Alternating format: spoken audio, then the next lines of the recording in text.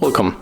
If you want to get iOS launcher on your ZTE Axon 11 5G, for the first you have to go for the Play Store, tap on the search pool and type here iOS launcher. We have to get this application from the Lutin developer, launcher iOS 13. So let's get it.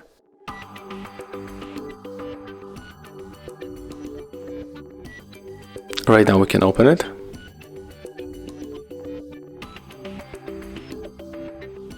And here we have to accept all of the permission that we got. And as you can see here, we can also set up other things like the blur effects, animation. We can change the icon, whatever you want. But let's go straight for our launcher. So tap on the home screen, go for the settings, tap on the apps and go for the default apps. And here we have to go for the home application and select our iOS launcher.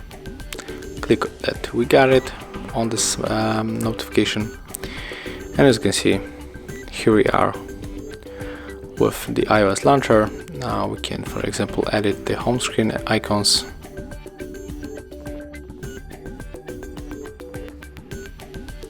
And also add some widgets here.